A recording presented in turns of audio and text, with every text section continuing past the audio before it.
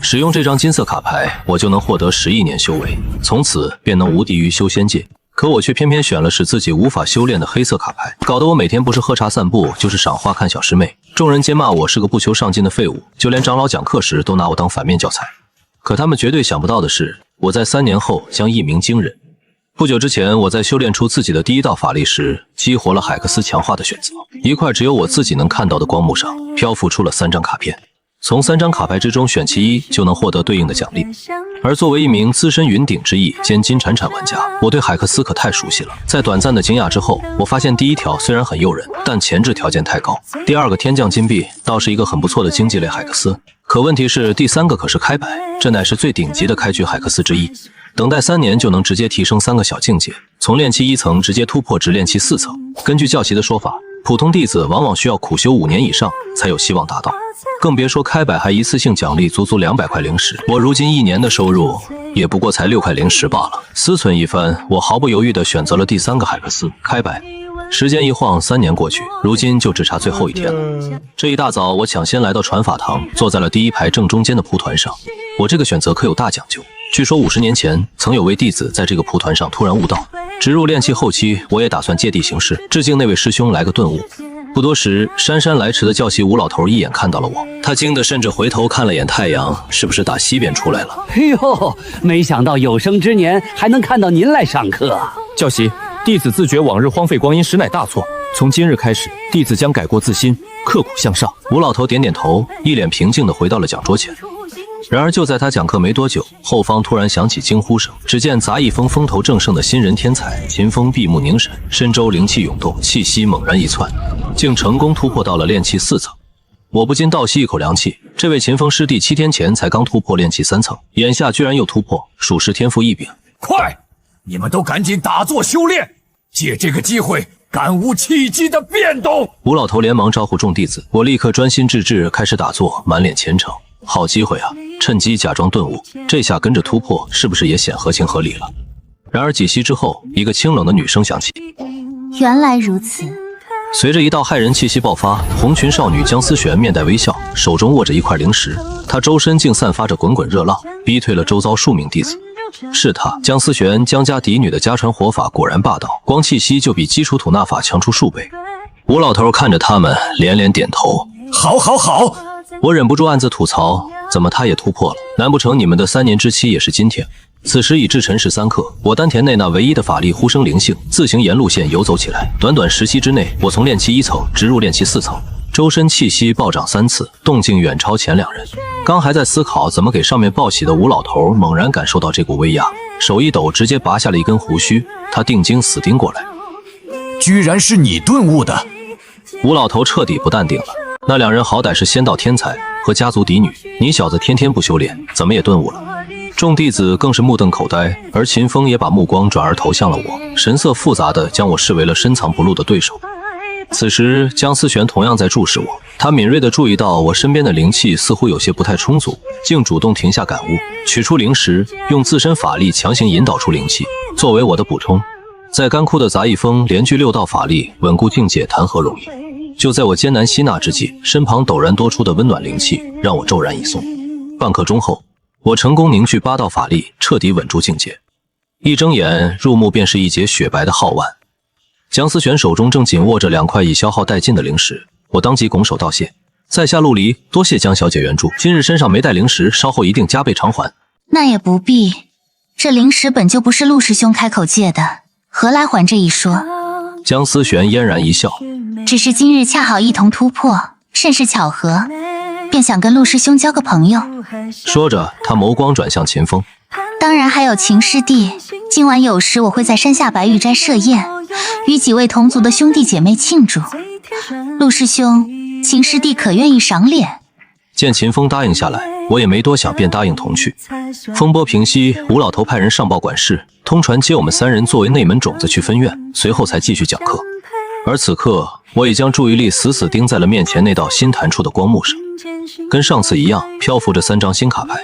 第1张公里圆弧，击杀敌人时回复1成法力；第2张冒险举动，损失20年寿命，但会在7年后获得700块灵石；第3章羽量级选手黄级功法的修炼速度增加10倍，黄级法术威力提升10倍。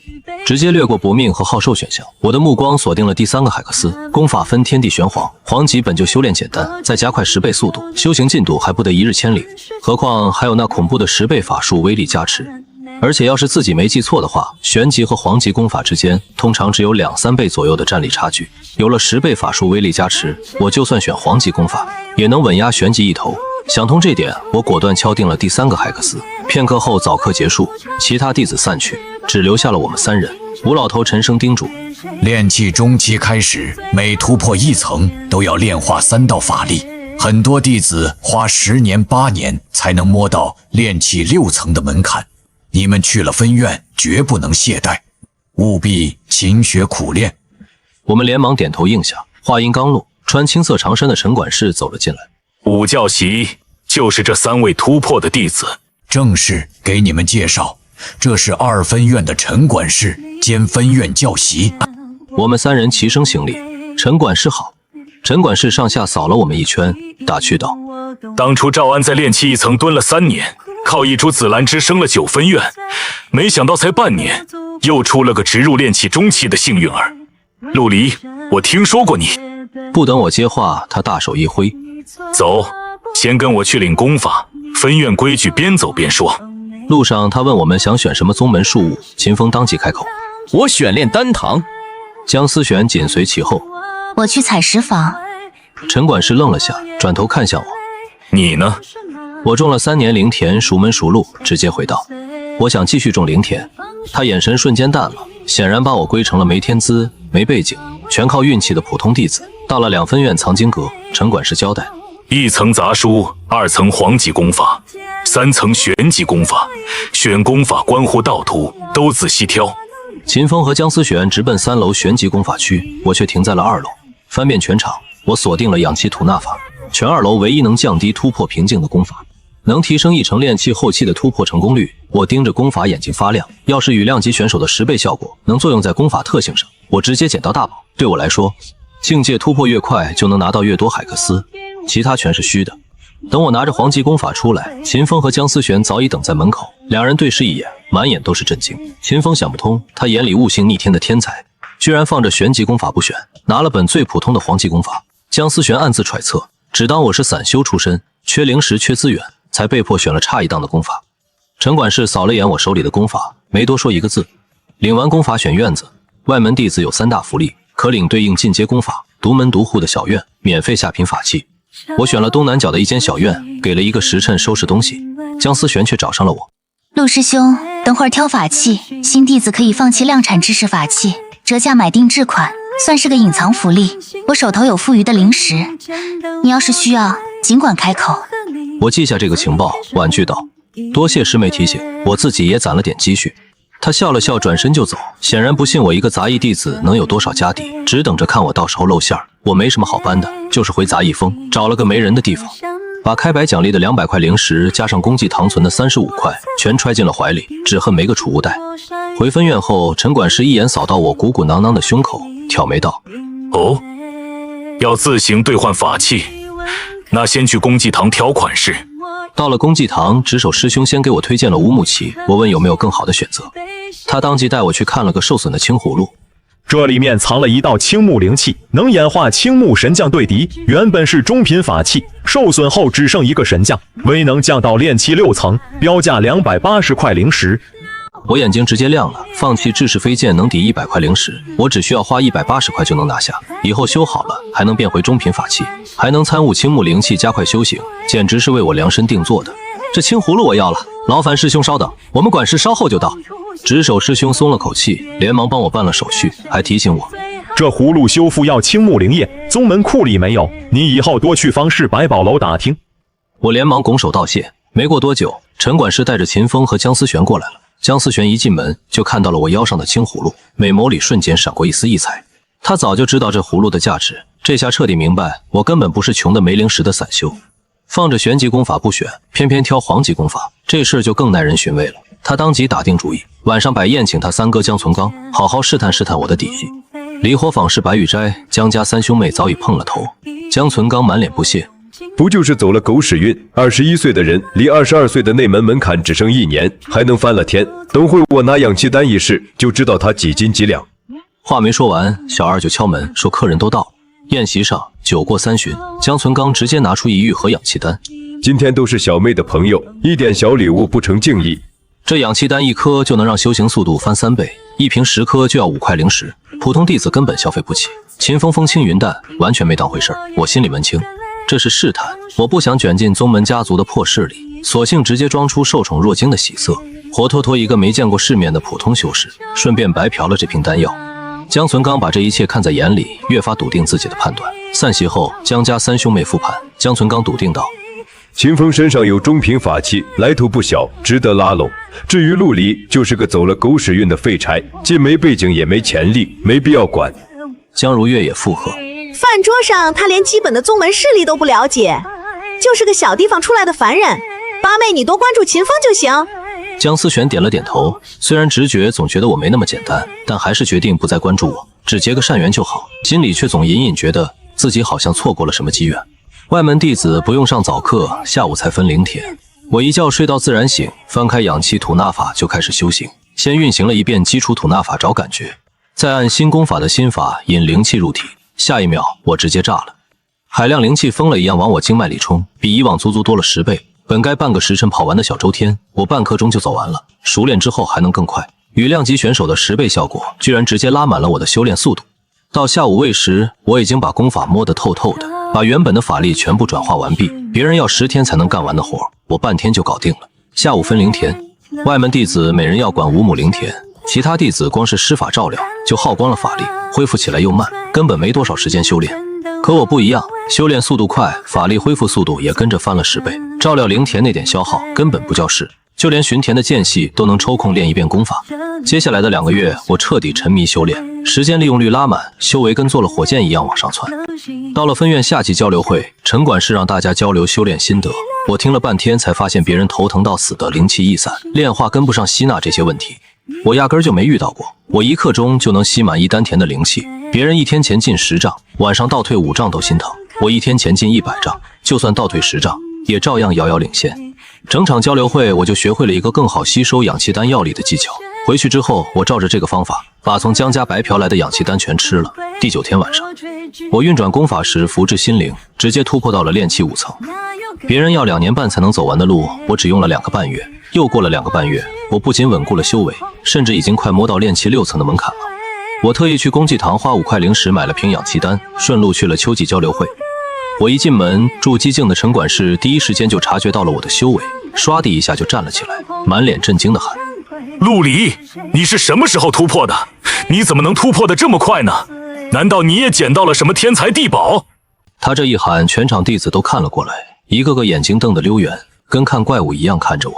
半年时间，从炼气4层冲到炼气5层，比宗门双灵根天才的记录还快了1个多月，更何况我只是个下品木灵根。陈管事快步走到我身边，感受着我稳定的修为，啧啧称奇，又问道：你是自行修炼，突然又顿悟了？我连忙猛点头，顺着他的话就认了下来。他直接拉着我走到台前，来跟大家分享一下这半年的修行方法。我人都傻了，我哪有什么方法，只能硬着头皮把前世的心灵鸡汤东拼西凑，什么碎片化时间利用，吾日三省吾身，瞎扯了一通。结果台下的师兄弟听得津津有味，一个个奉为真理，直呼学到了。台下的江思璇看着台上的我，心里翻起了惊涛骇浪。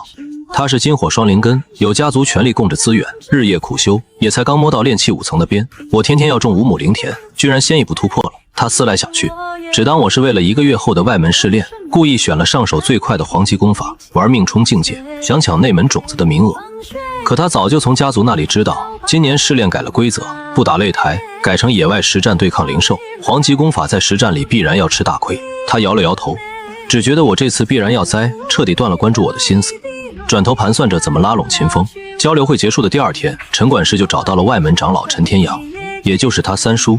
三叔，这个陆离虽然灵根差点，但是悟性不错，我觉得他有潜力，值得培养一下。芷安呐，我知道你想亲手培养几个好苗子，但是你也别太着急。你说的这个小家伙是杂木灵根。对，三叔，他虽然……治安呐，这木灵根既不适合炼丹，也不适合炼器，他就跟咱们陈家不搭边啊。那他有没有什么厉害的师承啊？这应该也没有，我检查过了，他修行的是分院下发的黄级功法。那就没有价值吗？还是老样子，先安排家族弟子集中培养。陈天阳一锤定音，反正过段时间就是外门试炼，要获得额外资源扶持，就看他自己在试炼中的表现，自己争取。你不去为难他，就已经是他的造化。真要是有福气加身，他自然抓得住机会。与此同时，我短短半年内接连顿悟的事情，也传到了其余分院中，引发了不少外门弟子的讨论。先是赵安天天捡天才地宝，又是这陆离半年连顿悟2次，啥时候能轮到我？你们说他俩谁先入内门？赵安都炼气6层了，他那全靠运气，根基不稳，指不定要卡个3、5年。下个月擂台赛，你要不要争个内门种子？算了吧，我哪是那些师兄的对手？哎，你们看，那不是2分院的陆离吗？真在灵田里打坐。我刚施完小云雨术，正盘在灵田旁的柳树下运功。自打交流会后，我接连突破的事就成了外门的谈资，天天有人路过对着我指指点点。一开始我还不自在，后来索性装看不见。没几天他们没了新仙界，我总算能回归修炼。没过多久，陈管事找上门，问我要不要换门玄机功法。他能做主，我想都没想就拒了。多谢管事关心，弟子觉得手头的功法就挺好，不麻烦了。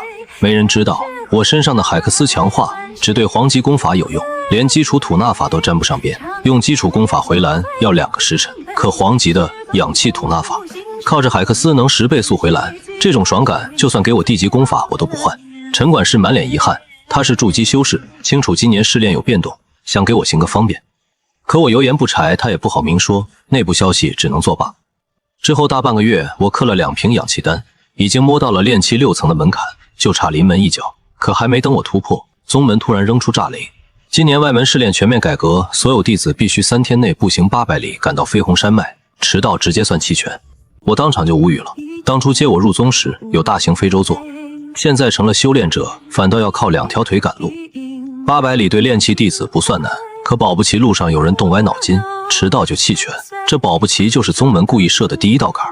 正琢磨着，江思璇突然过来邀我同行，他身后已经凑了4个人，有秦风，还有2个炼气6层的修士，这配置路上根本不怕出事，他本就是走个礼节性过场。没想到我当场就应了，好啊。他脸色肉眼可见的僵了一下，随即挤出笑，那就太好了，希望咱们5个这次都能冲进前10。一路顺风顺水，第3天中午，我们就顺利到了飞鸿山脉外围的集合点。我后来才知道，这次试炼之所以这么狠，全是因为南边的魔灾。外门长老陈天阳布置场地时，发现宗门居然放了炼气后期的鬼面珠，当场就急了。可另一位长老直接说，上面已经批了，能接受个别弟子伤亡。映月仙宗已经被魔修击溃，再过几年，魔灾就要烧到咱们黎州了。宗门这是急着拿命筛人，给弟子练实战。试炼规则很快公布，7天内穿越布满灵兽的飞鸿山脉，击杀灵兽，取出腹中的积分玉牌，积分低于6分，或是没按时抵达终点的，记过1次，累计3次直接取消内门晋升资格。各分院积分前10，直接成为内门种子。第一奖励任意一门玄级法术，2、3名选指定玄级法术，4到10名任选黄级法术。陈管事特意叮嘱我们，别小看黄级法术，同修为下专精黄级法术的，能把只会基础法术的吊着打。旁边的陈天阳长老也补了句，法者长生之道，术者护道之器，都记牢了。趁着休整，我赶紧温习了一遍氧气吐纳法自带的5个5行小法术：金光术、木藤术、水疗术、火球术、土遁术。看着普通，可架不住我的海克斯能强化。之前我去修炼室试过1次，全力一发火球术，直接把能扛数千次攻击的精炼玄铁杯烧出个大坑，吓得我直接溜了。负责检查的弟子压根不信是炼气期弟子干的，只当是杯质量有问题，这事就这么过去了。所以这次试炼，我对自己的实力门清，甚至巴不得难度高点，好拉开和其他人的差距。2分院要第2天才出发，我踏踏实实睡了个好觉。第2天集合时，才发现好几个师弟脸色惨白，一宿没睡。陆师兄，你咋一点不紧张啊？我昨晚就睡了2个时辰。跟我灵田挨着的刘师弟凑了过来，声音都在抖。我听说1分院出事了。我心里咯噔一下，没等我细问，辰时3刻，陈管事黑着脸召集了所有人，直接扔了个更炸的消息：这次试炼有性命危险，不想参加的1个时辰内来找我退出，我不瞒你们，昨天1分院的弟子进山，一位炼气5层重伤，还有一位炼气4层的新弟子遇到了鬼面蛛，已经确认死亡。底下瞬间炸了锅，鬼面蛛最低都有炼气7层的实力，还会吐蛛网困人，除了火攻几乎没弱点。宗门这是真疯了，我默默记下，回去一定要补修仙界的常识。不过鬼面蛛怕火，我正好有火球术，倒也不用太慌。午时出发前，我去了营地外围的地摊，想讨点护身的符箓。结果鬼面蛛的消息一出，火属性符箓直接被抢空，就连平时1块零15张的轻身符，现在都敢卖1块零11张，坐地起价玩得明明白白。我正准备咬牙掏钱，身后突然传来熟悉的声音：“这不是陆师弟吗？我正好有多余的轻身符，你跟我来，我分你几张。”是陈光玉跟我们一起赶路的炼气6层师兄，也是陈管事的远房侄子。他把我拉到没人的角落，直接掏了6张轻身符，1块零10就卖给我。我谢过他，刚要走，他话锋一转：“我听叔叔说，师弟是个可造之才，过试炼肯定没问题。我这有桩生意，师弟感不感兴趣？”他伸出3根手指：“你这次试炼多出来的积分玉牌，每一分我给3块零10收，有多少要多少。”我当场就懂了，玉牌没名字，谁拿着算谁的。他这是要收积分冲第1，拿玄级法术奖励。我本来就没打算争前3，毕竟1块玉牌3块零10，比排名那点补贴划算多了，当场就应了下来，还特意追问了一句：“师兄当真有多少收多少，到时候我拿过来，你可不能不认账。”陈光玉笑得不行，满口答应。估计心里早把我当成了没见过世面的炼气5层小修士，觉得我拿不了几个积分。正午时分，2分院的弟子集合出发，早上就有4、5个师弟直接退了试炼。抽签选了进山的小路，宗门没禁止组队，可大家都清楚，人多了灵兽根本不敢露面，最后谁都拿不到积分，所以一大半人都选了单走，剩下的也最多2组队。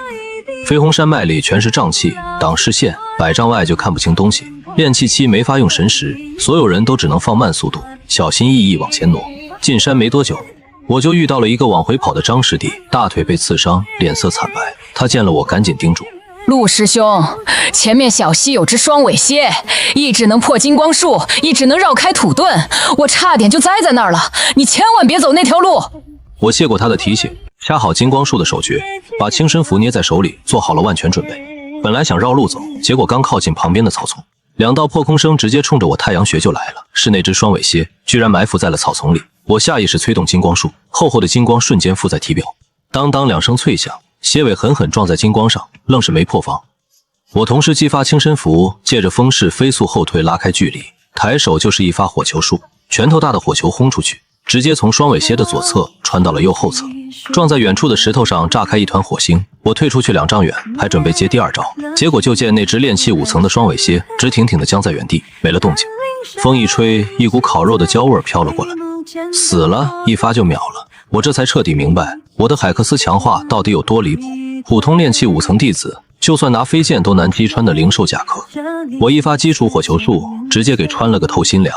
我从蝎尸里掏出积分玉牌，上面明明白白写着个5字，1分3块零10，这哪是试炼，这分明是来捡钱的。接下来的5天，我直接化身灵兽收割机，靠着海克斯10倍的法力恢复速度，我根本不用省蓝，金光术全程挂着，见着灵兽就是一发火球术，管你是炼气5层还是6层，全都是一发秒。受了药的灵兽凶性十足，可架不住我相尾打击，连反抗的机会都没有。沿途的灵兽被我清了个干干净净，积分玉牌和灵兽材料，我用狐皮扎了2个大包袱，装得满满当当，只恨自己不是内门弟子，没有储物袋。我这边刷得爽，可把其他弟子坑惨了。秦风进山5天，连续找到6只灵兽，全都是被人一击秒杀，连炼气6层的尖毛熊都没能例外。他翻遍了现场，愣是没找到一点搏斗的痕迹。那尖毛熊甚至没来得及张开尖毛，就当场毙命。秦风直接破防了，认定是5大仙族的长老偷偷进山作弊，却压根想不到，这全是我这个炼气5层的小透明干的。不只是他，5大仙族的那些嫡传弟子，也全遇上了同样的情况，一个个都以为是对手在搞鬼，互相提防。就在我搜完一个山洞，准备继续往前赶的时候，山脚下传来了打斗声。我翻过小山坡，正好看见一个粉衣姑娘拿着飞剑把一只炼气6层的穿山甲打得奄奄一息，那穿山甲眼看就要咽气，我抬手就是一发火球，精准补刀，直接收下了这颗人头。喂，你是谁啊？这可是我先发现的灵兽。一道清脆的女声炸响，我闻声抬头，就看见一个身着粉色纱裙的年轻姑娘，提着金光闪闪的飞剑，正朝我走过来，一双杏眼亮得很。正上下打量着我。我注意到对方上衣的轻纱之下，隐约透露出内衬上精细的绣花图案，那是以金丝银线勾勒而成的一幅礼乐河间图。得益于主人的胸怀宽广，使得图案看上去也活灵活现，格外生动。作为离火门的弟子，我一眼就认出了那是5大仙族之一苏家的象征。我抬手拱了拱，对着眼前的少女开口：“苏师妹好，我是2分院的陆离，请不要误会，我没有抢夺灵兽的意思，只是刚好路过此地。我根本不缺这一只灵兽，身上的积分玉牌多到快装不下，犯不上为了区6点积分得罪这位苏家大小姐。况且看穿山甲的伤势和周围折断的树木，分明是她先动的手，这猎物让给她便是。”师妹，苏婉清好看的眉头一挑：“你什么修为，什么来头，叫我师妹？”我当场一怔，这次试炼的外门弟子修为最高也就炼气6层，苏婉清正处在这一档，而我最近杀炼气6层的灵兽跟杀鸡一样，早没把这境界放在眼里，刚才下意识就喊了师妹，确实失了礼数。不好意思，苏师姐，这好几天没看见人，一时之间叫岔了。我当即改口，又拱手道别。这穿山甲既然是师姐先遇到，那就是师姐的猎物，师弟只是路过，并非有意争抢。祝师姐接下来一切顺利，师弟先告辞了。苏婉清闻言侧身让开了路，两人交错的瞬间，她一眼就看清了我身后2个鼓鼓囊囊的大包袱，那上面露出来的可是炼气6层的狐皮，再加上走路时包里玉牌碰撞的脆响，她瞬间反应过来，我就是那个把山脉里灵兽屠戮一空的狠人。等一下，你先别走。我刚迈出去2步就被他喊住，转身的功夫，他已经回头看完了穿山甲的伤口，眼神里全是震惊。那道贯穿穿山甲的火球术痕迹，哪怕没有他之前的消耗，也能一击秒杀这只灵兽。他瞬间就明白，我根本不是情报里那个走了狗屎运顿悟的废柴，而是个深藏不露的高手。下一秒，他迈着小碎步凑到我跟前，脸上瞬间堆起甜甜的笑。陆师兄，师妹刚刚只是开个玩笑，这穿山甲是师兄所杀，自然是师兄的猎物。哎，好像已经到中午了呢，师兄你饿不饿啊？他说着就从储物袋里掏出个木盒，非要拉着我一起吃午饭。我人都傻了，这才43克，离50还有半个时辰。再说我俩根本不熟。他这笑得跟偷到鸡的黄鼠狼一样，摆明了没安好心。我不是很饿，师姐你吃吧，我还有事，就先告辞了。我礼貌拒绝，转头就走。可他一个箭步就冲到我面前，张开双臂拦住了去路。等一下嘛，我还有话跟你说。我听武教习说过你哦，比我早2年入门，但是一直停留在炼气1层的陆离师兄，对吗？他都认出我了，我自然不能再一走了之。没错，只是我现在才炼气5层，苏师姐请不要再跟师弟开玩笑了。我先点破双方的修为差距，把自己摆在弱势方。都说了之前只是玩笑嘛，师兄不要介意啦。先自我介绍一下，我叫苏婉清，来自碧河湖苏家，暂时属于4分院。我扫了眼他胸前绣着的婉清2字，点了点头反问：苏师姐，你对我的玉牌感兴趣？不，我对你感兴趣。他话一出口，又赶紧补了一句：我是说，我对陆师兄能在这么快的时间内猎杀这么多灵兽的手段很感兴趣。师兄方便跟我说说你是怎么做到的吗？不方便。我直接拒绝，换了个方向就要走。他直接伸手拉住了我的衣袖，眼睛亮得很。陆师兄，先别走，我给你看样东西，我保证你一定会感兴趣，还能先给你现场演示。不等我反对，他就从储物袋里翻出一件斗篷，笑着举到我面前。当当当当，逆宗斗篷，只要穿上它，筑基之下的修士绝对无法看穿你的身份。就算遇到筑基修士神识探查，上面的预警纹路也会立刻提醒你。话音刚落，他展开斗篷遮住自己，瞬间散发出完全不同的法力波动，连声音都变成了陌生的青年男声，跟之前判若两人。这东西是真的好，简直是闷声发大财的必备神器。我当场就动了心。什么交易？说来听听。先说好，不能再问我为什么能击杀灵兽。没问题。他摘下斗篷，笑得一脸灿烂。我的要求对师兄来说简单得很。第一，师兄卖给我一些玉牌，帮我争排名，咱们2个分院独立排名，根本没有竞争关系。第二，等师兄将来加入内门之后，要来支持我做这一代的首席弟子。我当场就乐了，卖玉牌给谁不是卖？至于首席弟子，那就是个虚名，我根本没兴趣争。没问题，那我们可就说好了，你帮我保守秘密，我将来支持你当首席弟子。苏婉清瞬间松了口气，笑着伸手，一言为定。我抬手跟他击掌，驷马难追。为了稳妥，我们各自发了道新誓言，接着就愉快地完成了交易。他拿到了足够的积分玉牌，还有我这个未来的强力助力，我拿到了一大笔灵石，还有这件极品逆宗斗篷。我俩都觉得自己血赚双赢，赢2次。我当场炼化了斗篷，披在身上，摇身一变，不管是容貌、气息还是声音，全都换了个样子。就算再遇到苏婉清，她也认不出我。这下好了，我完全可以隐藏身份，把手里多到用不完的积分全都卖出去。随后我披着斗篷，一边往前赶，一边找其他弟子做交易。没走多远，就在一处山泉边发现了熄灭的篝火和脚印，顺着脚印追过去，就看到草丛里露着个脑袋，有位师兄正闭目养神。这位师兄好，在下因为一些特殊原因不得不遮住面容，请师兄见谅。我主动开口，我想跟你来做一笔积分交易。说着，我掏出一大把玉牌，可对面的师兄却瞪圆了眼睛，涨红了脸，嘴里发出支支吾吾的呜咽声，拼命朝我眨眼。不对劲！我当即放出金光术护住周身，警惕地后退2步，环视一圈，故意大喝一声：“哼，原来是你，出来吧！”周围静悄悄的，根本没人跳出来，只有那位师兄还在疯狂摇头呜咽。我这才反应过来，这哥们是被制住了。可事出反常必有妖，我没散去金光，依旧一步步往前靠近。就在我离他不足1丈远的时候，异变陡生，眼前的师兄突然张开血盆大口，一条又尖又细的口气狠狠扎在我的金光护罩上，只差半寸就能洞穿我的喉咙。是鬼面珠，这玩意儿居然能伪装成修士的样子，骗了我个正着。这鬼面珠有炼气7层的实力，甲壳硬的离谱，居然扛住了我一发火球术，触发了法术的2段爆裂。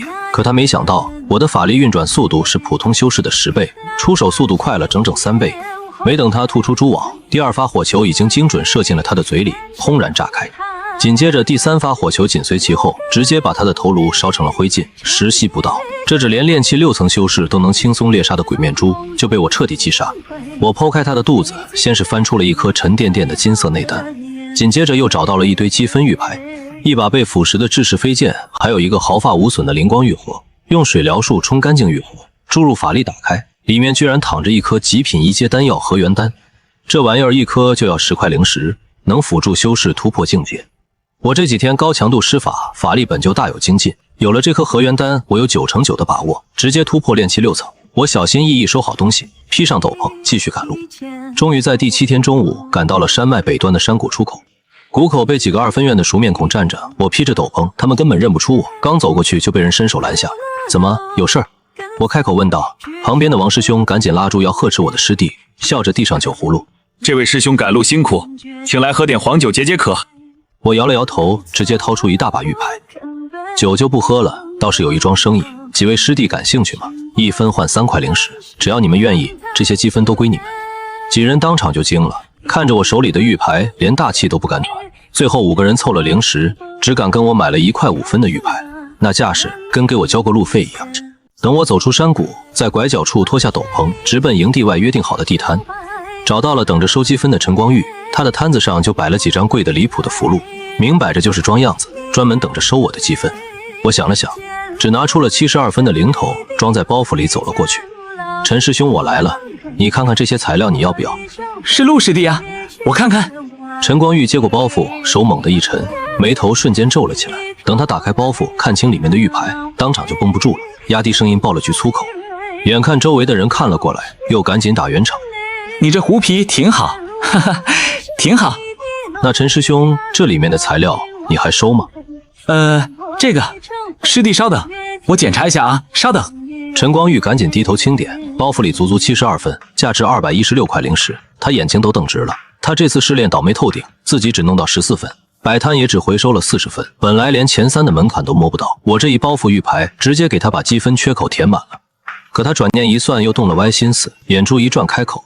陆师弟啊，你这次的运气是真不错，居然能遇到这么多灵兽。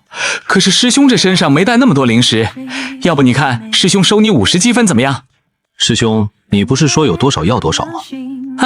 师兄当然说话算话，只是手头确实没钱。师弟要是愿意的话，剩下的灵石师兄可以给你打个欠条，你看是？我听了都想笑，这种不光彩的生意肯定是一手交钱一手交货。真要是拿了陈光玉的欠条，跟拿张白纸没区别。他要是耍赖，我总不能拿着欠条去陈家要账，真闹到宗门高层那里，我连实话都不敢说，搞不好直接被关后山禁闭10年。那倒不必，既然师兄只带了50分的灵石，那就只算50分吧。话音刚落，陈光玉立马从怀里掏出150块灵石递过来。陆师弟，来，你数数。我清点无误，取回自己价值22分的玉牌，拱手告辞。紧接着我找了个无人角落，披上斗篷就绕了回去。我心里门清。想收玉牌的绝不止陈光玉一个，我攥着2块玉牌，专挑衣着华丽、位置偏僻的摊位试探，专盯练气中期的摊主，都是跟我一起参加试炼的同门，大概率缺积分。就这么一圈下来，我又散卖出去了46分。这动静很快就被宋忠明盯上了。这位宋家11房的长子，这次试炼倒了血霉，只捞到20分，正急得像热锅上的蚂蚁。怕自己成了2分院7个炼气6层里唯一没进前10的人，脸都丢尽。他正好撞见我披着斗篷卖玉牌，眼瞅着我一块接一块递出，立马动了心思。我刚推销完一圈，准备换个地方，就见这位衣着华贵的公子哥主动迎了上来。这位师兄，你手里还有积分吗？有，你要几分？我要很多，非常多。师兄，咱们借一步说话。宋忠明左右扫了一圈，拉着我去了没人的小树林，一开口就要包圆。这位师兄，我是宋家宋忠明，你手里剩的积分玉牌我全要了。我晃了晃手里的包袱，听着里面玉牌碰撞的声响，直接开价。宋师弟，积分我有的是，1分3块零食管够。宋忠明先是被这动静镇住，随即反应过来，合着就是我们这帮人把零售清了，害他只拿到20分。但他也顾不上计较，积分要紧，直接掏出3块中品零食拍在我手里。我要100分。这下轮到我肃然起敬了。1块中品零食抵100块下品零食，平时想换都得加价，这才是真有钱人。我立马数了100分的玉牌，还额外加了2分零头。宋师弟爽快，多出来的算赠品。交易完目送他走人，我心里直呼过瘾。这一波下来，我身上只剩74分积分。随后我直奔营地，塞给负责登记的内门师兄2块零食。摸清了当前的排名，第1江思璇113分，第8名56分，第10名才39分。本来拿个56分就能稳第8，等陈光玉和宋忠明交了积分，顶多把我挤到第10。但稳妥起见，我还是多留了容错，定了65分上交，拿下靠前的位次绰绰有余。剩下9分还能再卖一笔，我一直守到试炼截止前半个时辰，确认没意外，才进去上交了65分。第二天一早，披着斗篷把最后9分也卖了个干净。这趟试炼我靠着海克斯强化，直接赚了4块中品零食加330块下品零食。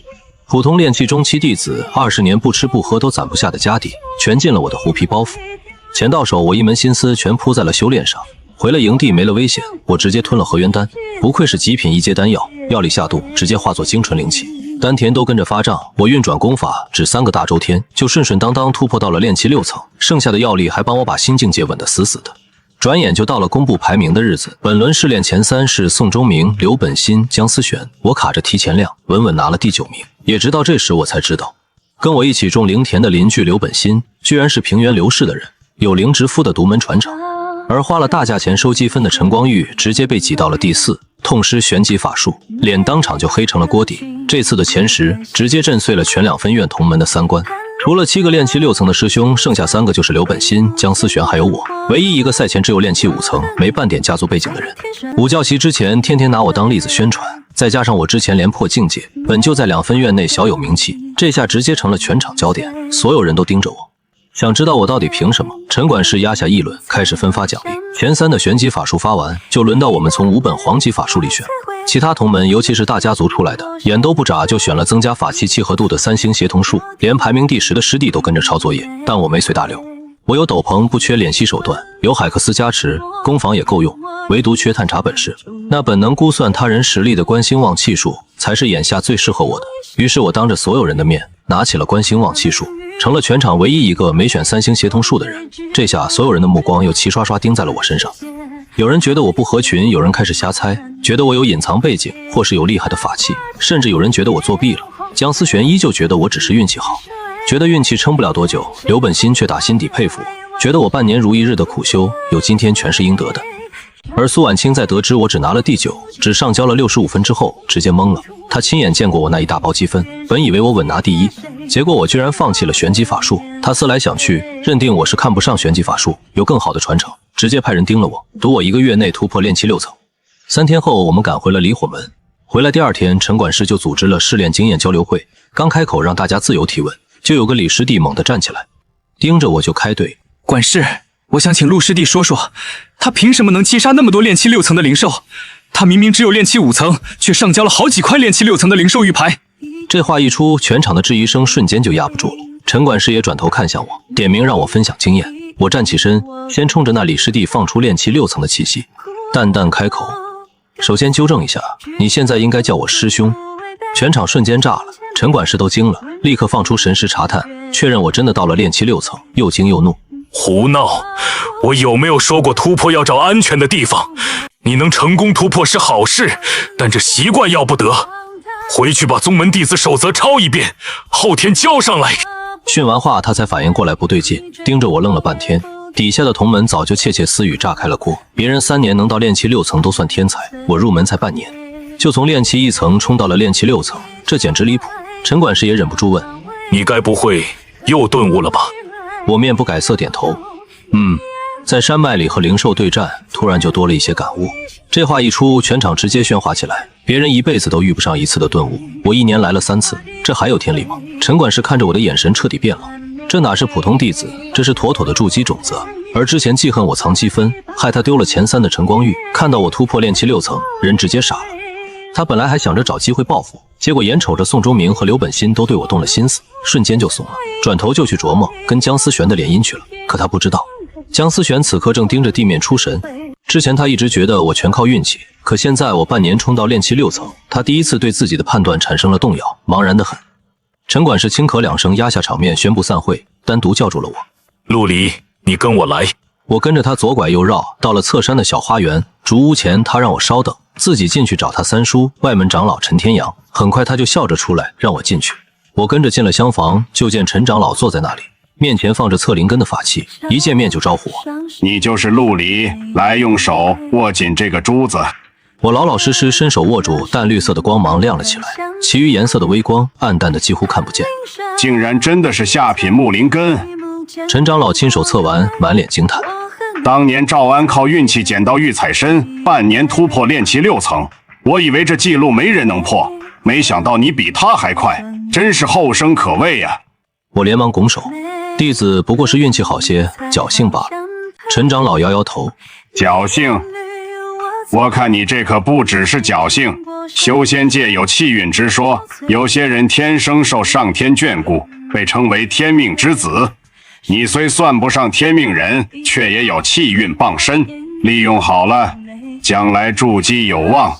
我心里松了口气，还以为我的海克斯被发现了，原来是说这个。陈管事在一旁听得眼睛都亮了，在黎州能筑基就是响当当的大修，这可是天大的好事。陈长老一直观察着我的神色，见我听到筑基有望，依旧面色如常，更是满意，当即从腰间取出一颗明珠。我看你2年内就能突破炼气后期，升入内门，到时候少不了要出去做宗门任务，这颗金光珠就提前送你，到时候也算个助力。陈管事连忙给我使眼色，我赶紧道谢收下。他又叮嘱这珠子要以气养气，常戴在身上才能用得顺手。紧接着陈长老又拿出一朵紫桃花，你半年连续突破，气息难免虚浮，这紫桃花能固本培元，最适合你夯实根基。吞服之后，立刻运转功法，散开药性，最好留足2个时辰的运功时间，别浪费了。我双手接过，再次道谢。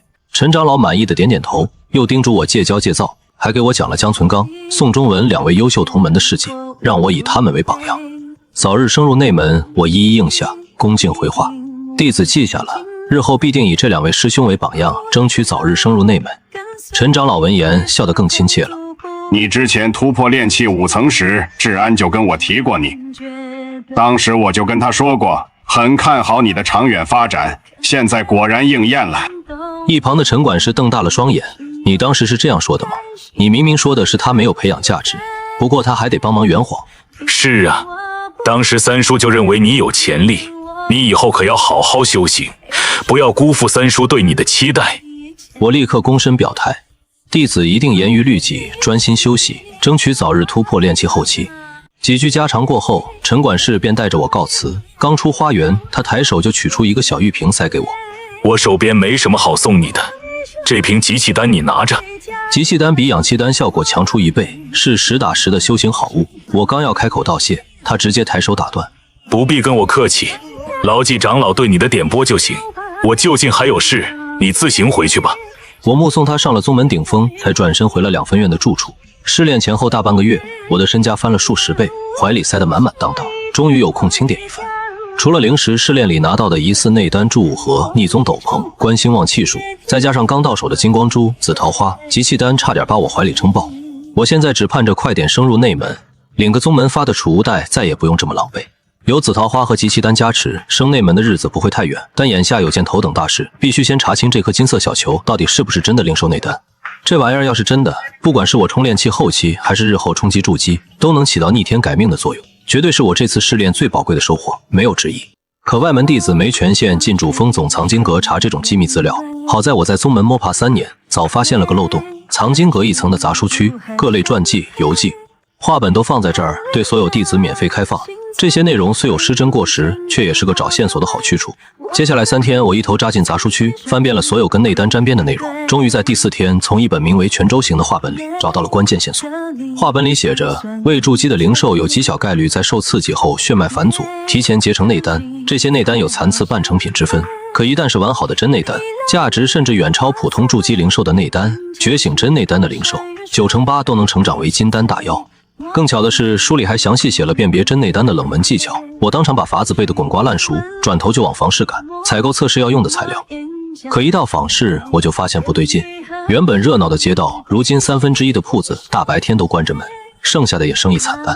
找了个卖火兰花花蕊的小摊，小贩张口就要10块零食1两，比去年的价格翻了整整10倍。你怎么不去抢？我当场就怼了回去。小贩一脸委屈，说商队已经连续7个月减少，坊市到处断货。我半信半疑，绕着坊市转了一圈，才从路人的闲聊里摸清了真相。泉州的正道大派映月仙宗被魔教神火教打崩了，泉州9成以上的地界沦陷，商路直接被切断，连带着黎州这边也受了波及。火兰花花蕊是测试内丹的必需品，再贵也得买。兜兜转转回到小摊，我直接砍价，7块零食1两，这里的货我全要了。你这花蕊新鲜度最值钱，拖上2个月，价值直接腰斩，摆到猴年马月都未必卖得完。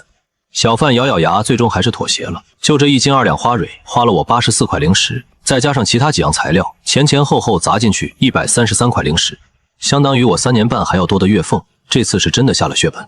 回到住处，我按画本里的法子把所有材料磨成粉，装进小瓮，兑上灵泉，再把那颗金色小球放了进去，按照固定间隔，我用法力连续刺激了3次。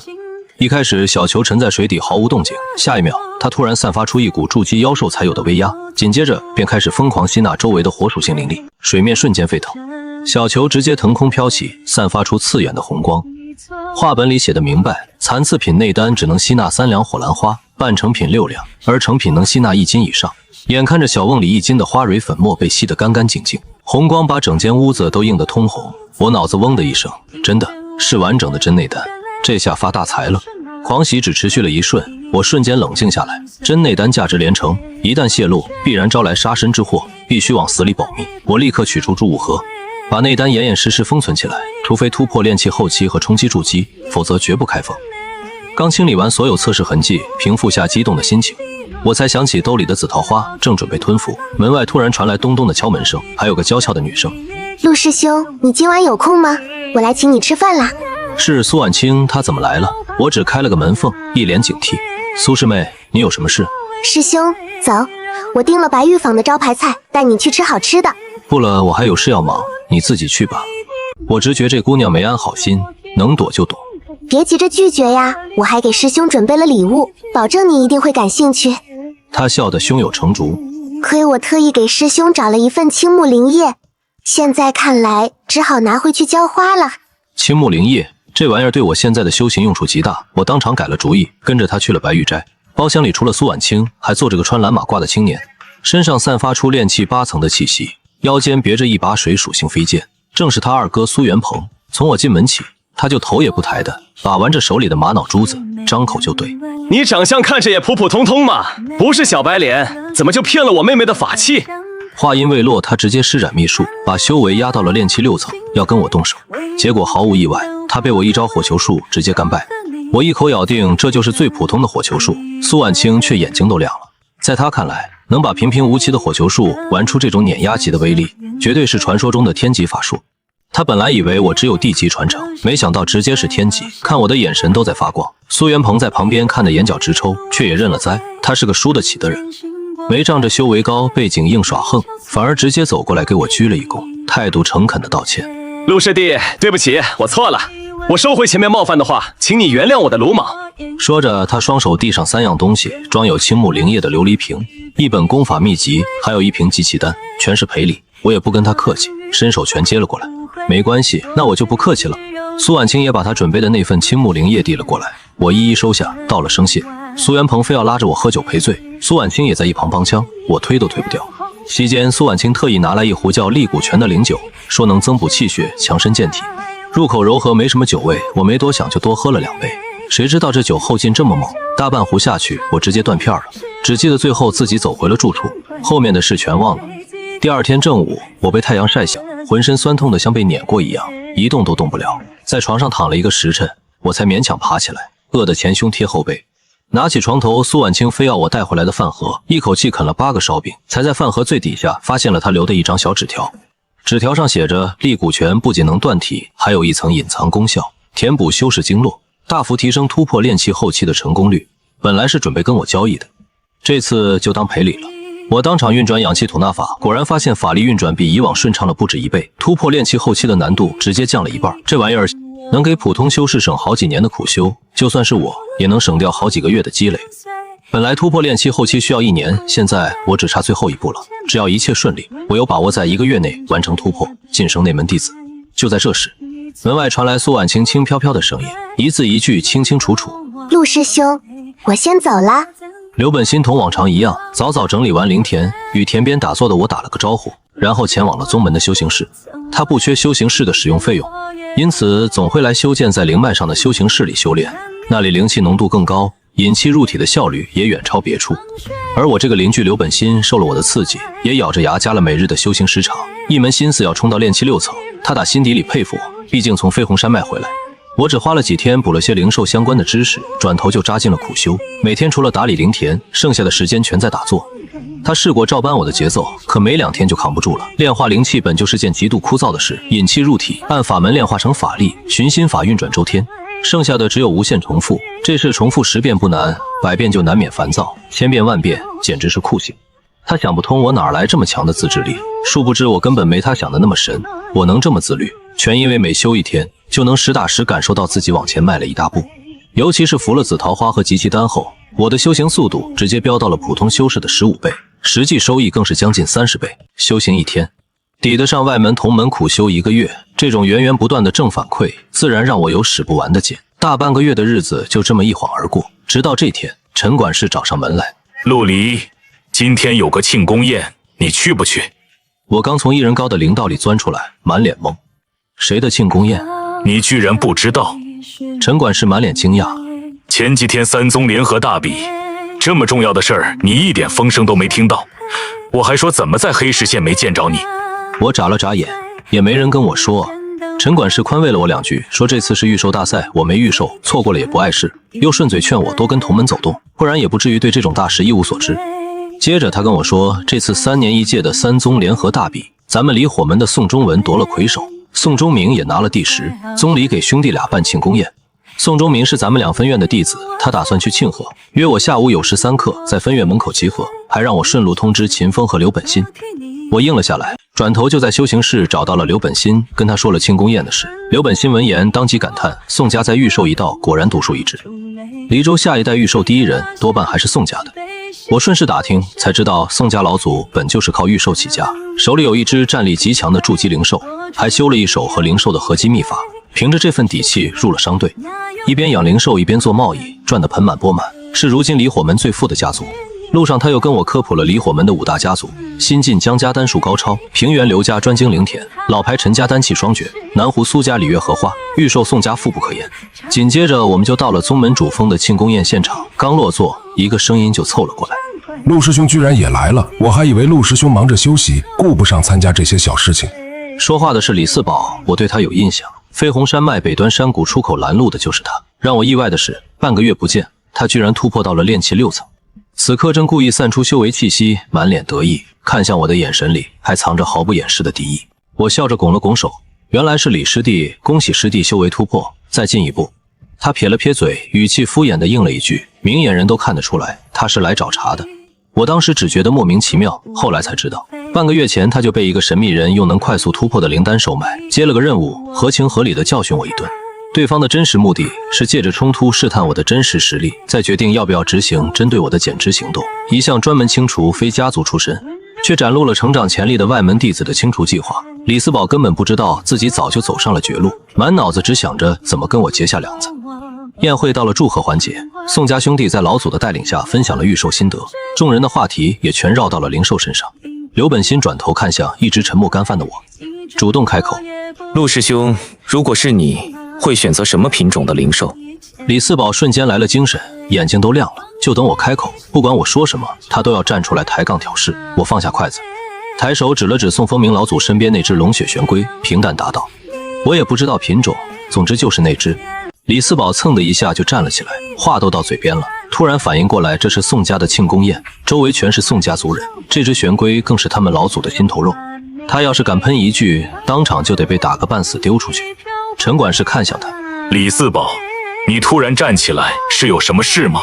他扯出个牵强的笑，扯谎说腿抽筋了，才悻悻坐了回去，脸都憋绿了。陈管事笑着打圆场，夸我有志气，又说这龙血玄龟全黎州仅此一只。我这个目标可不是一般的难实现。这话刚落，旁边的陈光玉突然高声开口，话里全是酸味：“陆师弟颇有悟性，突破境界如同吃饭喝水一般简单，指不定在3-5年内就能突破至筑基期，自然要把眼光放高点。”我心里门清，他就是见姜思璇刚才盯着我看，妒火中烧，才故意拿话挤兑我。李四宝见状大喜，终于逮到了机会，立马跟着煽风点火。话里话外阴阳我清高自傲，看不起同门，还假惺惺的道歉，实则把矛盾往大了闹，恨不得全桌人都知道我们俩不对付。我淡然一笑，开口回应：“陈师兄说笑了，先入为奸，突破境界实属不易。至于李师弟所言，更是无稽之谈。我不过下品灵根，哪里有什么天赋才情，能依靠的唯有加倍修行，以勤补拙。”刘本新立马站出来帮我佐证，说我每日苦修不少于6个时辰，全是他亲眼所见。转头就对着李四宝一顿怒怼，骂他以小人之心夺君子之腹，场面瞬间剑拔弩张。陈管事当场厉声喝止，罚了陈光玉、李四宝、刘本新3人回去面壁思过1天1夜。刘本新冲我笑了笑，潇洒起身就走。陈光玉被陈管事瞪了一眼，灰溜溜的离了场。只有李四宝走之前还故意冲我露出阴狠的神情，嘴里不停嘟囔着放狠话，生怕旁人看不出我们结下了死仇。他倒是开心，觉得完美完成了第1步任务，可我心里却警铃大作。我和他往日无怨，近日无仇，顶多算个点头之交，他这反常的敌意绝对有问题。宴会后半成气氛尴尬，我和秦风依旧埋头干饭。酒足饭饱后，我婉拒了后续交易会的邀请，直接回2分院。眼下什么都没有提升实力重要，我已经摸到了炼气7层的门槛，只差最后一步。我盘膝打坐，摒去杂念，熬了一整夜。金秋9月的凉意浸满屋子，我却浑然不觉。直到清晨第一缕阳光划破天际，紫气东升，我猛地睁开双眼，体内法力奔涌，热腾腾的白气从身上散出。我成功突破到了炼气7层，正式迈入炼气后期。下一秒，3张闪着金光的卡片出现在我面前，3个选项摆在眼前，先苦后甜。当你失去50年寿命之后，获得4件随机法器，冥想哀，你只要没有携带任何法器，就可以每刻钟回复1道法力。买1送1，你每炼制出1炉丹药，额外获得1炉完全相同的丹药。第一个选项直接被我 pass， 50年寿命换4件法器，纯属脑子有病。第二个冥想虽强，但我现有的能力已经足够覆盖法力恢复，性价比太低。唯有第3个买1送1，看似是炼丹师专属可炼丹的3大难题：传承、成本、耗时，我刚好都能解决。内门弟子能免费领取丹书，之前试炼攒的灵石足够当启动资金。斗法我也有足够的底气，根本不怕耽误修行。我果断选择了买1送1，借着突破的余韵运功巩固修为。到了炼气7层，我的丹田容量终于扩张到了15道法力。有了这份底气，我终于能真正参与斗法，接宗门任务，也不用再看护灵田，能领取更高的月俸。我刚回屋躺下，不到10息，屋外就传来了动静。罚了1天1夜的李四宝手里拎着一瓶灵酒，大摇大摆地摸到了我的屋外。此时左邻右舍都出门忙活了，四下空无一人。他猛灌了几口酒，拔出腰间的飞剑，挑开门栓就冲了进来，对着我的床就砍。我瞬间睡意全无，双腿发力踏碎床板，一个睡子翻身落到窗边，掐动金光术唤出护体金光，看清来人厉声喝问：“李四宝，你要干什么？”他愣了一下，随即冷笑一声，手中掐诀凝出数片冰冷，冲着我击射而来。我祭出土遁挡下攻击，左手抬手就扔出一发火球，直冲着他面门而去。他举剑格挡的瞬间，火球直接轰穿了飞剑，狠狠砸在他的丹田上，巨大的冲击力带着他狠狠撞在身后的墙上。他低头看着自己肚子上的窟窿，愣了3息才发出撕心裂肺的惨叫。我随即甩出木藤，把他牢牢捆在半空，掌心重新凝出一颗火球，直接怼到了他的眼前，厉声喝问：“我给你最后一次机会，老老实实说，到底是谁指使你来找我麻烦？他还在嘴硬叫嚣，拿宗门规矩压我，说要去执法店告我。可话没说完，就猛地喷出一口黑血。我瞬间察觉不对，他体内藏着剧毒，已经深入了经脉。我立刻撤了木藤，用水疗术帮他洗出体内的毒素，暂时保住了他的性命。看着地上那滩漆黑的毒血，李四宝彻底慌了。他吞下丹药，激发水疗符，全都无济于事，只能瘫在地上哭着求我救他。终于吐了实话，他交代了神秘人收买他的全过程，也说了对方的真实目的是要借着他试探我的底细，甚至要除掉我。而他是唯一见过那个神秘人真容的线索。我很清楚，他不能死在这里。一来断了线索，二来他死在我的屋里，我只会成为第一个被怀疑的对象。我再次用水疗术稳住他体内的毒素，抬手一发火球，点燃了远处最高的那间屋子的屋顶，希望能尽快引来其他人。而此时的陈管事正满心烦躁，昨天参加完庆功宴，他就被家族的几位族老喊去谈话，话里话外都是要他辞去2分院管事的工作，回族里钻研炼丹术，应对江家日益激烈的竞争。陈家号称丹气双绝，可自从江家崛起，大半的丹药市场都被江氏占据，利润跌了一大截。更糟的是商路断绝，陈家的炼器生意也受到了极大的影响。黎州的灵矿炼器生意本就靠外销，如今神火教站稳了脚跟，商路3-5年内都未必能恢复。2个月前，陈家就已经和另外2宗的炼器家族达成协议，共同削减法器产量。理所当然的，炼器带来的收入也随之下降了特别多。家里的几位族老一盘算，陈管事作为筑基修士，居然还没有学习任何技艺，这怎么能行呢？族老们轮番找他谈话，尤其看了宋家后辈的表现后，更是软硬兼施，逼他学炼丹为家族创收。陈管事想靠多交3成灵石推脱，却被族老们一口回绝，只劝他扛起家族丹药生意的担子。正闹得他头大如豆，眼前竟突然窜起一团真实的火光。